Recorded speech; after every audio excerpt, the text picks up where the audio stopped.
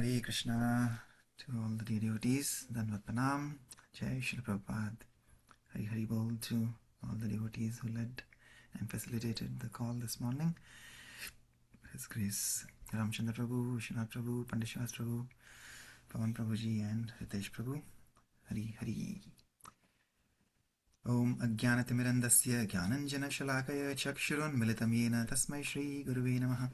Nama Om Vishnupadaya Krishna Prishthaya Bhutale Srimate Bhaktivedanta Swamin Namine Namaste Saraswate Devi Gauravani Pracharine Nirvishesha Shunyavadi Paschat Deshatarine Jai Shri Krishna Chaitanya Prabhu Nityananda Shri Advaita Gadadhar Shivasadi Gaur Bhaktivanda Hare Krishna Krishna Krishna Hare Hare Hare Rama Rama Rama Hare Hare.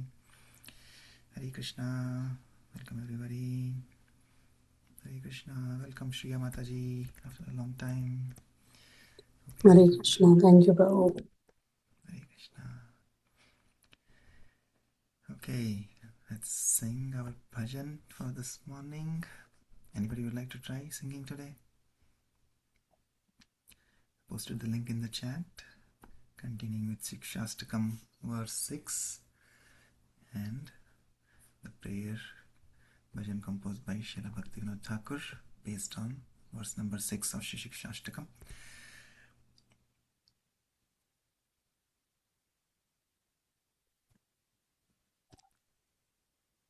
Anybody would like to try? If not, then I'll continue. Okay, so let's continue. Verse 6.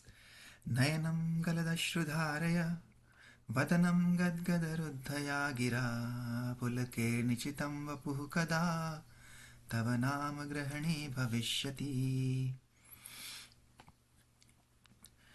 O my Lord, when will my eyes be decorated with tears of love flowing constantly when I chant your holy name? When will my voice choke up, and when will the hairs of my body stand on end at the recitation of your name? Hare Krishna.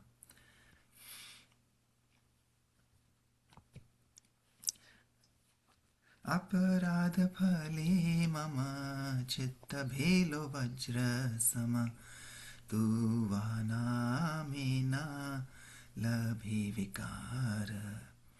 Aparadha phale mama chitta bhelo vajra sama tu vana mena labhi vikara.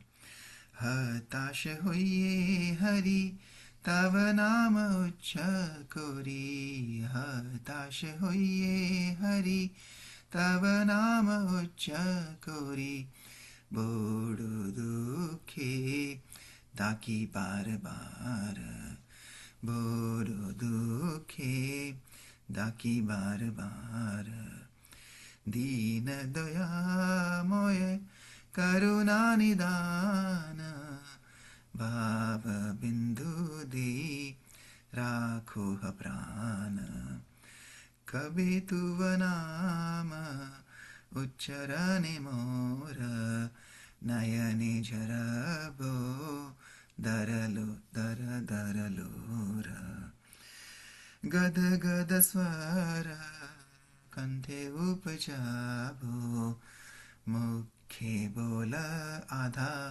आधा बाहिराबो पुलके भरबो शरीरा हमारा श्वेद कंप स्तंभ हबे बार बार विवर्ण शरीरे हाराओ बुज्ञान नाम समाश्रये धरो परान मिलबो हमारा किए आइचे दीन रोए भक्ति विनोद मतिहीन हरे Krishna Krishna Krishna Hare Hare Hare Ram Ram Ram Hare Hare. Srila Bhaktivinoda Thakur Mahashay ki jai, Shri Shikshastakam ki jai, Srila Prabhupada ki jai. Okay, anybody would like to read the translation?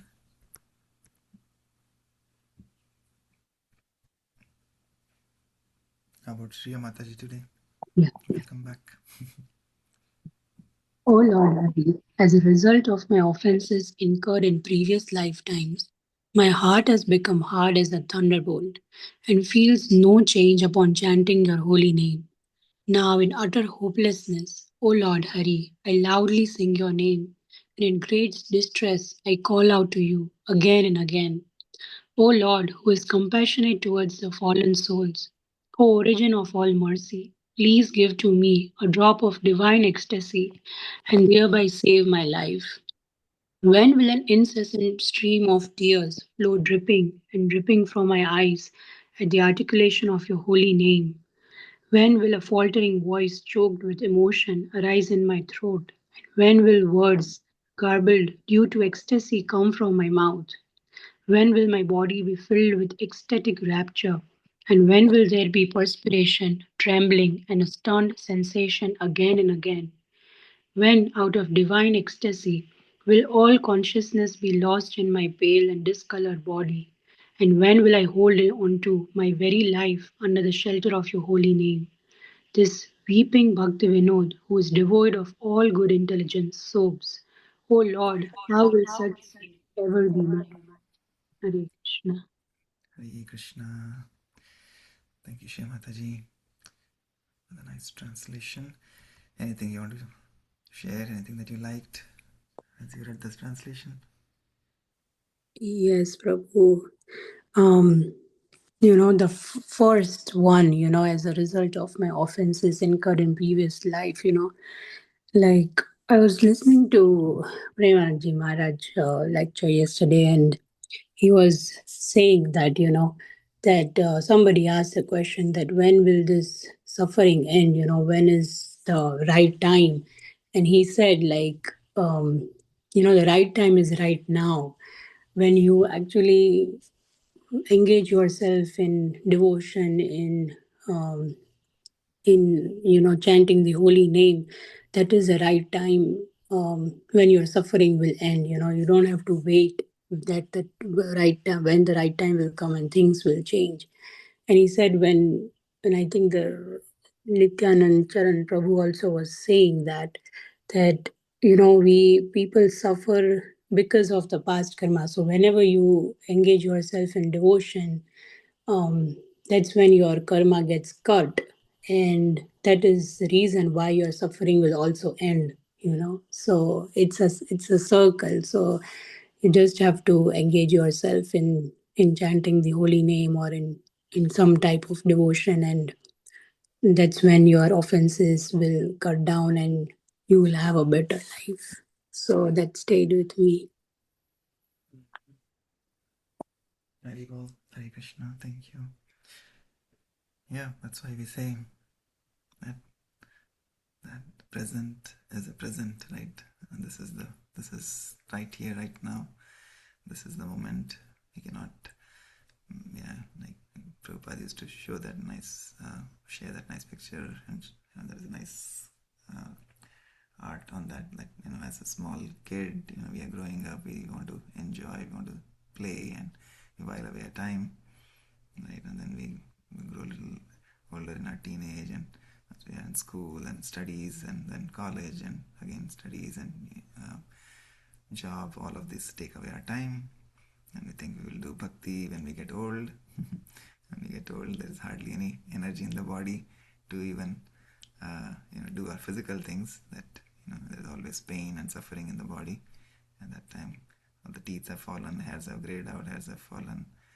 We are walking with a stick, etc. So there is hardly any right time to do bhakti, perform bhakti, except right here, right now. So that's why our past is vast and our future is like a torture if you think about it. So better just enjoy the present and do it right now. Yes.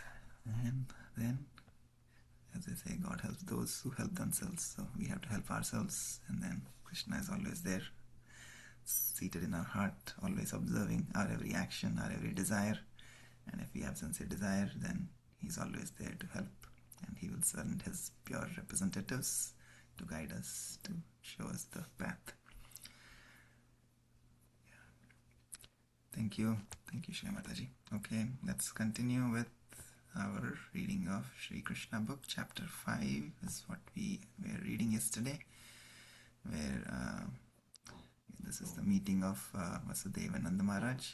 Yesterday we saw after Krishna was born, and even though Vasudeva Maharaj was the original father of the Lord, but he couldn't really celebrate the birth ceremony of the Lord, but Nanda Maharaj, as the foster father, got the privilege to celebrate the birth ceremony, and he did that very auspiciously and very lavishly by distributing a lot of charity, cows and grains and a lot of foodstuff to Brahmanas and Vaishnavas, and giving away cows, etc. So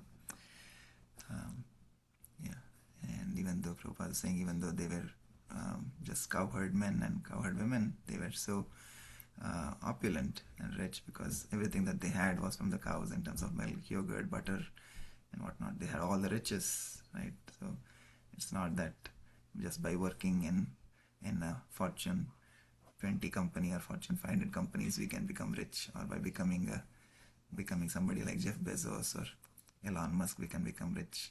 All of that richness only brings more hollowness in the heart, and just wealth doesn't satisfy us. But here we see examples of pure devotees who were just having some land and some cows and with some natural agriculture and natural lifestyle, like simple living. I think Prabhupada says they were very happy, not just happy, but they're happy, healthy, and also wealthy. Okay, let's continue from here. Anybody would like to read today? From Rohini Devi. Meenu Mataji and Ritesh Guru. Yes, Shriya Mataji would like to read? Yeah. Yeah, please go ahead. Are we doing like two people like yesterday, or? Yeah, if there's somebody else we can certainly have. But yeah, you can read. Okay. Start now. Yeah. Rohini Devi, the mother of Balram, was the most fortunate wife of Vasudeva. She was away from her husband, yet just to congratulate Maharaj Nanda on the occasion of the birth ceremony of his son Krishna, she dressed herself very nicely. Wearing a garland, a necklace, and other bodily ornaments, she appeared on the scene and moved hither and thither. According to the Vedic system, a woman whose husband is not at home does not dress herself very nicely. But although Rohini's husband was away, she still dressed herself very nicely on this occasion. From the opulence of the birth ceremony of Krishna, it is very clear that at that time Vrindavan was rich in every respect. Because Lord Krishna took birth in the house of King Nanda and Mother Yashoda, the goddess of fortune was obliged to manifest her opulences in Vrindavan. It appeared that Vrindavan had already become a site for the pastimes of the goddess of fortune. After the birth ceremony, Nand Maharaj decided to go to Mathura to pay the annual tax to the government of Kamsa. Before leaving, he called for the able cowherd men of the village and asked them to take care of Vrindavan in his absence. When Nand Maharaj arrived in Mathura, Vasudev got the news and was very eager to congratulate his friend. He immediately went to the place where Nand Maharaj was staying. When Nanda saw Vasudev, he felt that he had regained his life. Nanda, overwhelmed with joy, immediately stood up and embraced Vasudev. Vasudev was received very warmly and offered a nice place to sit. Anxious about his two sons, who had been put under the protection of Nanda without Nanda's knowledge, Vasudev inquired about them with great anxiety. Both Balram and Krishna were the sons of Vasudev. Balram was transferred to the womb of Rohini, Vasudev's own wife, but Rohini was kept under the protection of Nand Maharaj. Krishna was personally delivered to Yashoda in exchange for her daughter. Nand Maharaj knew that Balram was a son of Vasudev, but he did not know that Krishna was also Vasudev's son. Vasudev, of course, was aware of this fact and inquired very eagerly about both Krishna and Balram. Vasudev then addressed Nanda, "My dear brother, you were old and very anxious to beget a son, and yet you had none. Now, by the grace of the Lord, you are fortunate to have a very nice son. I think that this incident is very auspicious for you. Dear friend, I was imprisoned by Kamsa and now I am released. Therefore, this is another birth for me. I had no hope of seeing you again, but by God's grace I can see you. In this way, Vasudev indirectly expressed his anxiety about Krishna. Krishna was sent incognito to the bed of Mother Yashoda, and after Nanda very pompously celebrated Krishna's birth ceremony, he went to Mathura. So Vasudeva was very much pleased and said, "This is a new birth for me." He never expected that Krishna would live because all his other sons had been killed by Kamsa. Vasudev continued, "My dear friend, it is very difficult for us to live together. Although we have our family and relatives, sons and daughters, by nature's way we are generally separated from one another.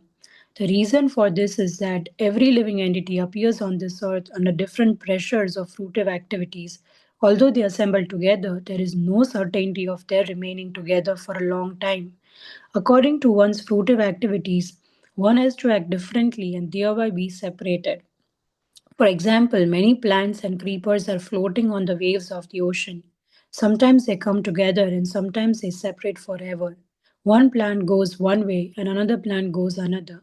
Similarly, our family assembly may be very nice while we are living together, but after some time, in the course of the waves of time, we are separated. The purport of this expression by Vasudeva is this: although he had 8 sons born in the womb of Devaki, unfortunately they were all gone. He could not even keep this his one son Krishna with him. Vasudeva was feeling his separation, but he could not express the real fact. "Please tell me about the welfare of Vrindavan," he said. "You have many animals. Are they happy? Are they getting sufficient grass and water?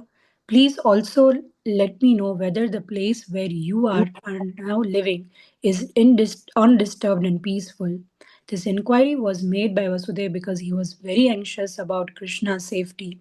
He knew that Kamsa and his followers were trying to kill Krishna by sending various kinds of demons. They had already resolved that all children born within 10 days of the birthday of Krishna should be killed. Because Vasudeva was so anxious about Krishna, he inquired about the safety of his residents. He also inquired about Balram and his mother Rohini, who were entrusted to the care of Nand Maharaj. Vasudeva also reminded Nand Maharaj that Balram did not know his real father. He knows you as his father. And now you have another child, Krishna, and I think you are taking very nice care of both of them. It is also significant that Vasudeva inquired about the welfare of Nand Maharaj's animals. The animals, and especially the cows, were protected exactly in the manner of one's children. Vasudeva was a Kshatriya and Nand Maharaj was a Vaishya. It is a duty of the Kshatriya to give protection to the citizens, and it is the duty of Vaishyas to give protection to the cows. The cows are as important as the citizens. Just as a human citizen should be given all kinds of protection, so the cows also should be given full protection. Vasudev continued to say that the maintenance of religious principles, economic development, and the satisfactory execution of meeting the demands of the census depend on cooperation among relatives, nations, and all humanity. Therefore, it is everyone's duty to see that his fellow citizens and the cows are not put into difficulty. One should see to the peace and comfort of his fellow man and the animals. The development of religious principles, economic development, and sense gratification can then be achieved without difficulty. Vasudeva expressed his sorrow due to not being able to give protection to his own sons born of Devki. He was thinking that religious principles, economic development, and the satisfaction of his senses were therefore all lost. On hearing this, Nand Maharaj replied, "My dear Vasudev, I know that you are very much aggrieved because the cruel King Kamsa has killed all your sons born of Devki. Although the last child was a daughter, Kamsa could not kill her and she has entered into the celestial planets. My dear friend, do not be aggrieved. We are all being controlled by your past unseen activities. Everyone is subjected to his past deeds, and one who is conversant with the philosophy of karma and its reactions is a man in knowledge. Such a person will not be aggrieved at any incident, happy or miserable." Vasudev then replied, "My dear Nanda, if you have already paid the government taxes, then return soon to your place because I think that there may be some disturbances in Gokul. After the friendly conversation between Nand Maharaj and Vasudev returned to his home. Nand Maharaj and other cowherd men who had come to Mathura to pay their taxes also returned home. Thus ends the Bhaktivedanta purport of the fifth chapter of Krishna, the meeting of Nanda and Vasudev. Very good. Thank you, Shrimataji. Anybody else would like to continue chapter 6? Prabhuji, can I please continue now? Yes, Ritesh, please. Thank you. Hare Krishna. Chapter 6 Putna killed. When Nanda Maharaj was returning home, he considered Vasudev's warning that there might be some disturbance in Gokul. Certainly the advice was friendly and not false. So Nanda thought there is some truth in it. Therefore, out of fear, he began to take shelter of the Supreme Personality of Godhead. It is quite natural for a devotee in danger to think of Krishna because he has no other shelter. When a child is in danger, he takes shelter of his mother or father. Similarly, a devotee is always under the shelter of the Supreme Personality of Godhead. But when he specifically sees some danger, he remembers the Lord very rapidly. After consulting with the demonic ministers, Kansa instructed in witch named Putna, who knew the black art of killing small children by ghastly sinful methods, to kill all kinds of children in the cities, villages, and pasturing grounds. Such witches can play their black art only where there is no chanting or hearing of the holy name of Krishna. It is said that wherever the chanting of the holy name of Krishna is done, even negligently, all bad elements, witches, ghosts, and dangerous calamities immediately disappear. And this is certainly true of the place where the chanting of the holy name of Krishna is done seriously, especially in Vrindavan, where the Supreme Lord was personally present. Therefore, the doubts of Nand Maharaj were certainly based on affection for Krishna. There was no danger from the activities of Putna. Despite her powers, such witches are called Khichari, which means they can fly in the sky. The black art of witchcraft is still practiced by some women in the remote northwestern side of India. They can transfer themselves from one place to another on the branch of an uprooted tree. Putna knew the witchcraft, and therefore she is described in Bhagavatam as Khichari. Putna entered the county of Gokul, the residential quarter of Nand Maharaj, without permission. Dressing herself just like a beautiful woman, she entered the house of Mother Yashoda.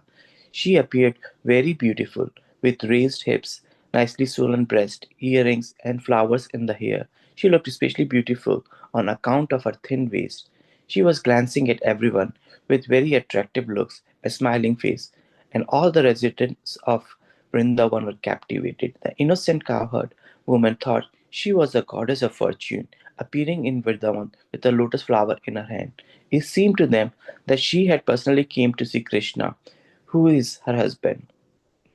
Because of her exquisite beauty, no one checked her movement, and therefore she freely entered the house of Nanda Maharaj. Putna, the killer of many children, found baby Krishna lying on a small bed, and she could at once perceive that the baby was hiding his unparalleled potencies, which resembled fire covered by ashes. Putna thought, the child is so powerful that he can destroy the whole universe immediately. Putna understanding is very significant. The Supreme Personality of Godhead, Krishna, is situated in everyone's heart. It is stated in Bhagavad Gita that he gives one necessary intelligence and he also causes one to forget. Putna was immediately aware that the child whom she was observing in the house of Nanda Maharaj was the Supreme Personality of Godhead himself. He was lying there as a small baby.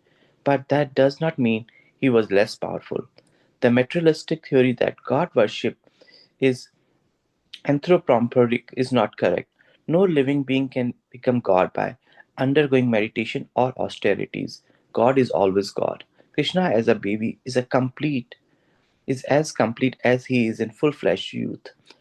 The Mayavad theory holds that the living entity was formerly God, but now become overwhelmed by the influence of Maya. Therefore, the Mayavadis say that presently he is not God, but when the influence of Maya taken away, he will again become God. The theory cannot be applied to the minute to the minute living entities. The living entities are minute parts and parcels of the Supreme Personality of Godhead. They are minute particles or sparks of the original fire. So these sparks can be covered by the influence of Maya, but the original fire, Krishna, cannot. Krishna is the Supreme Personality of Godhead. Even from the beginning of his appearance of the house of Vasudeva and Devaki, Krishna showed the nature of a small baby and closed his eyes, as if to avoid the face of Putna. The closing of the eyes is interpreted and studied in different ways by the devotees. Some say that Krishna closed his eyes because he did not like to see the face of Putna, who has killed so many children and had now come to kill him.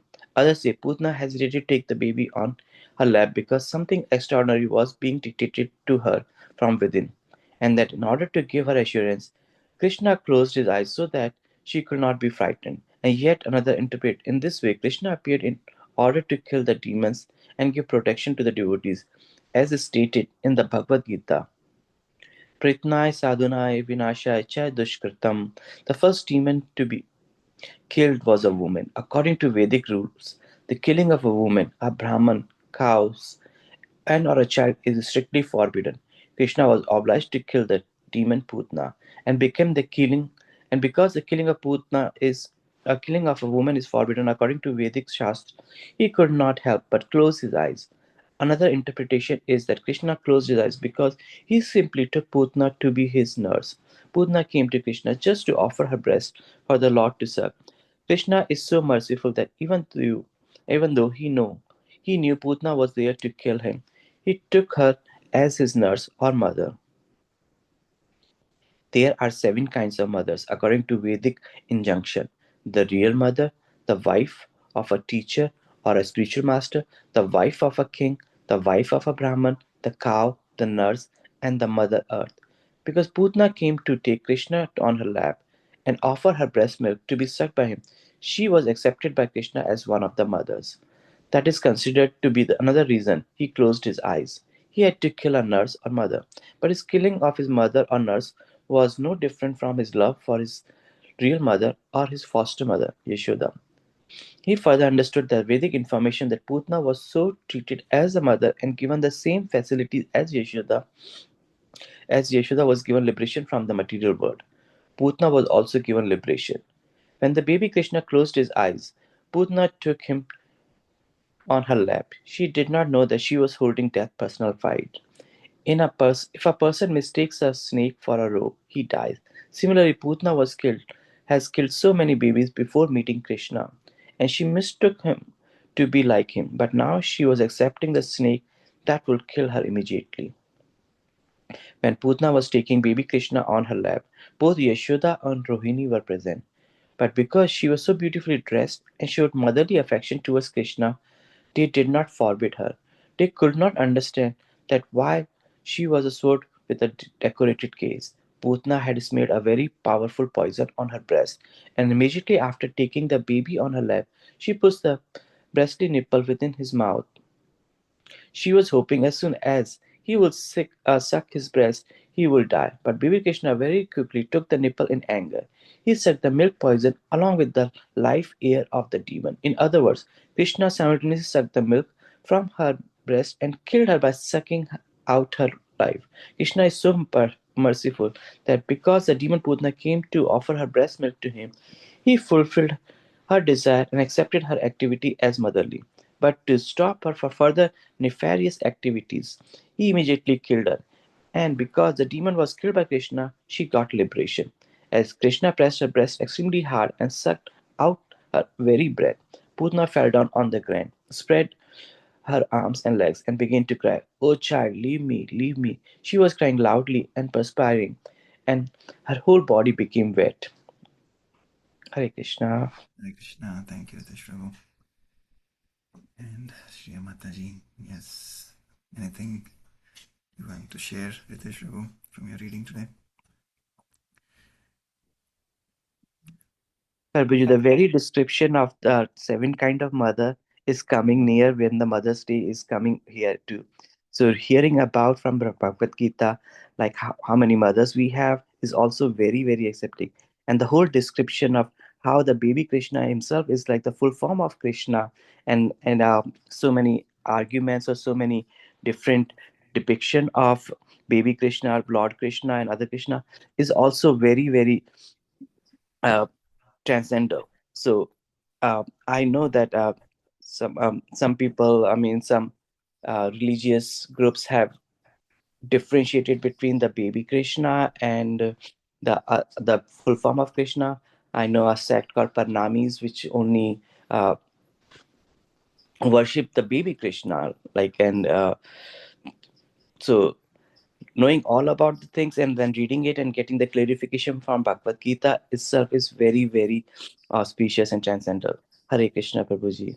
And also the whole description of Putna, where it's like so much of knowledge given and so much of the things done, and then how motherly affection is also fulfilled by Krishna, as well as the the whole activity of killing the demon because she has killed so many child, all done at the same time with the same description, and is also very righteously written in Bhagavad Gita. Hare Krishna, Prabhuji.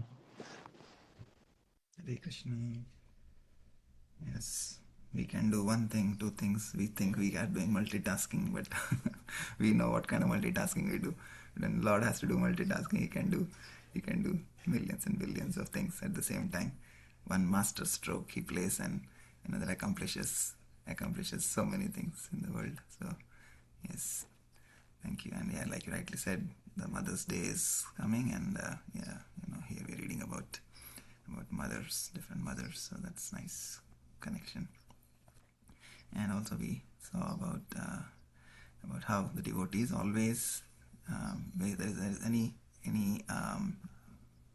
hint of danger, the devotees immediately remember the Lord, right? As Nanda Maharaj was remembering, because Vasudeva told him or warned him about some potential disturbances that may be caused by Kamsa.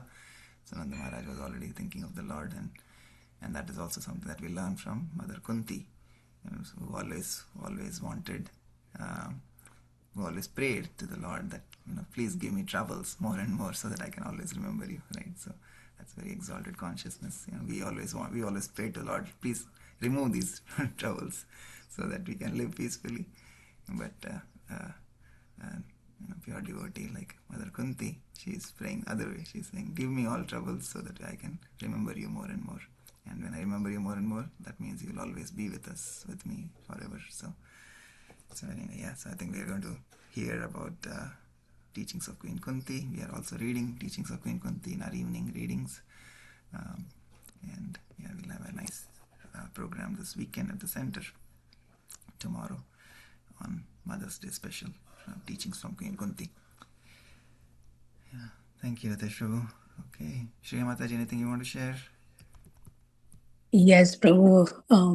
While I was reading, it reminded me of Vrindavan. So recently on my trip to India, I had the fortune of going to Vrindavan, and it's just the things have, of course, there are many things you don't see the same old Vrindavan. It used to be there, like traffic and so many people and everything. But one thing which I observed is like how peaceful and how satisfied people are.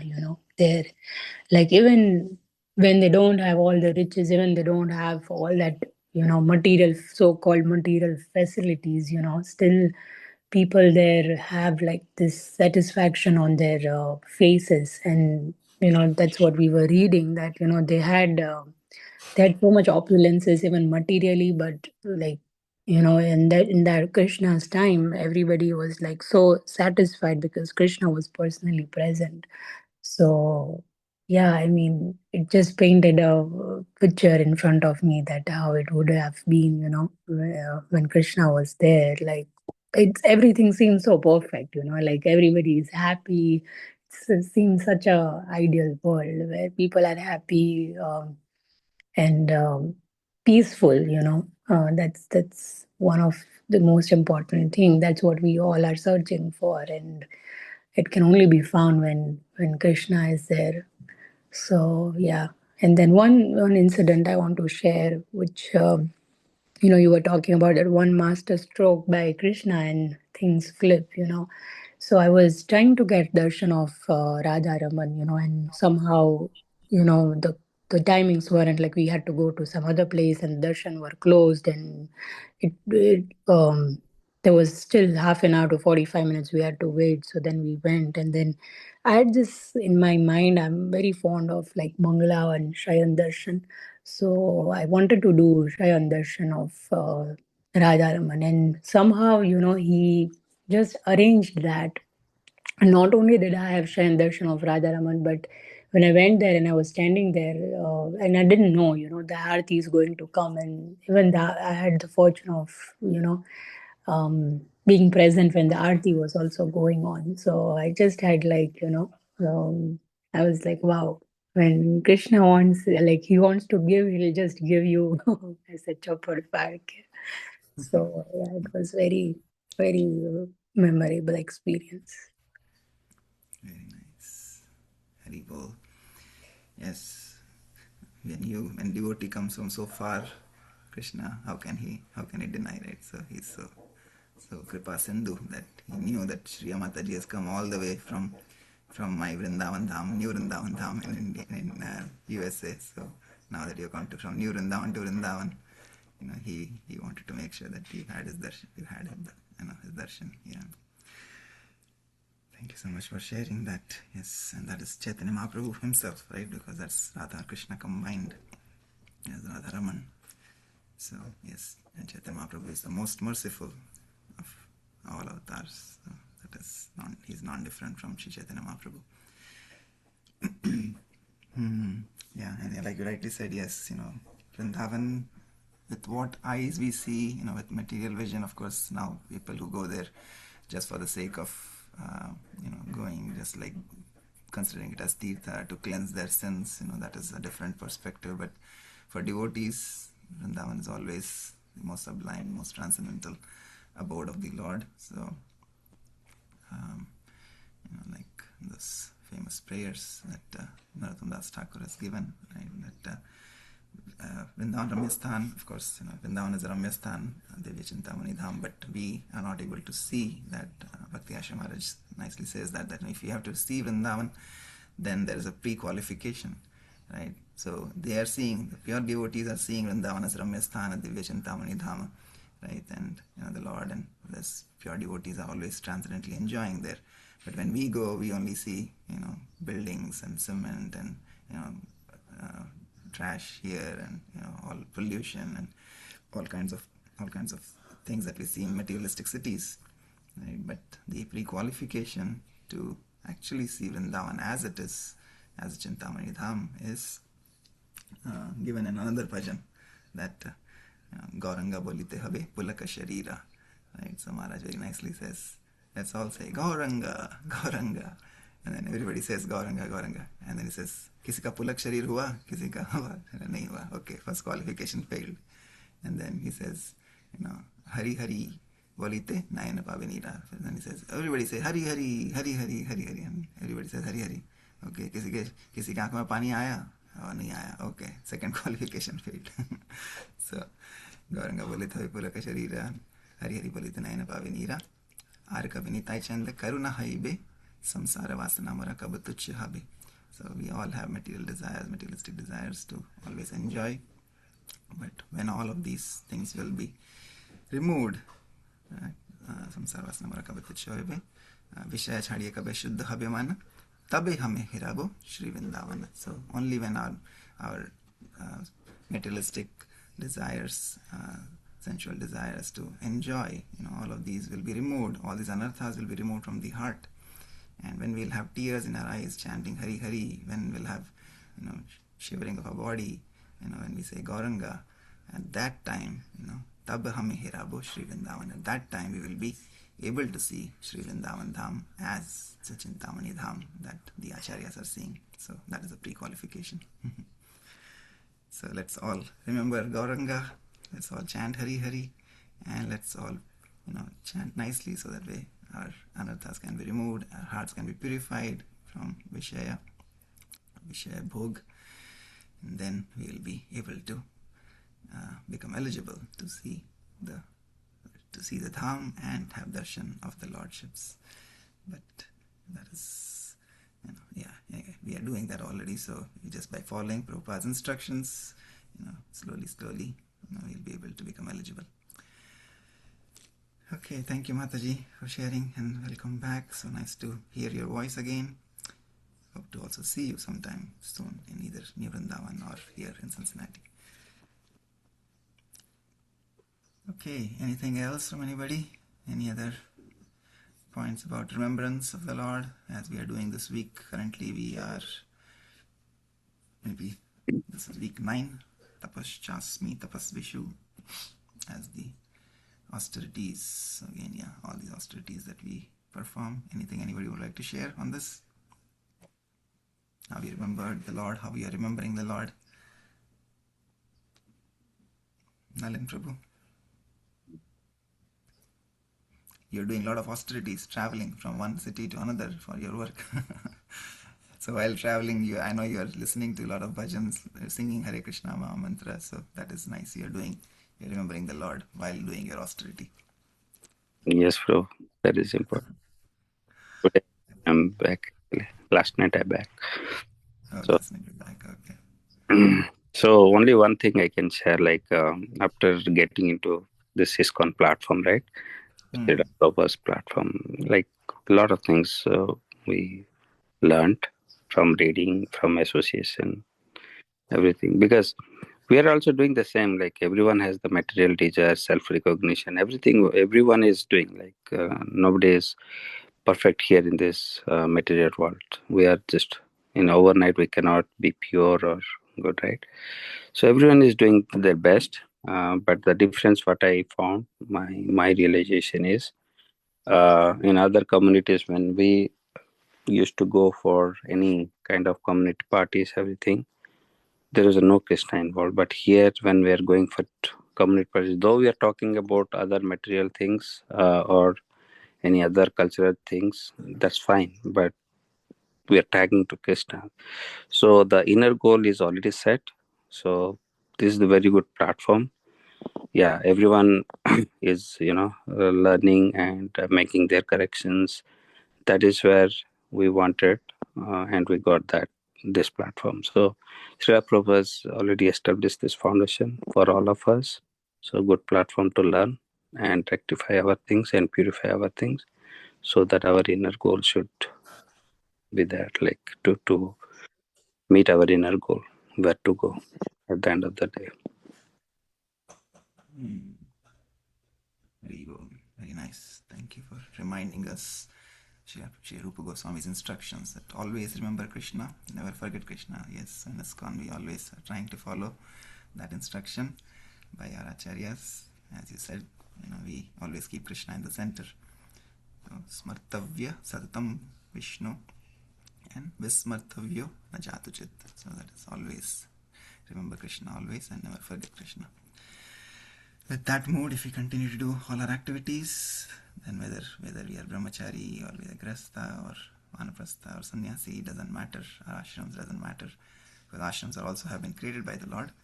So wherever we are, sthana sthita shruti-gatam, just hearing and following the instructions, then using our body, mind and words, we can become purified slowly but gradually.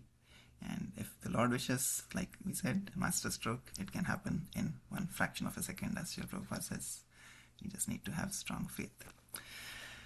Okay, thank you, Prabhu. Thank you so much, all the devotees, for joining and giving a wonderful association to Srila Prabhupada in our morning japa and reading.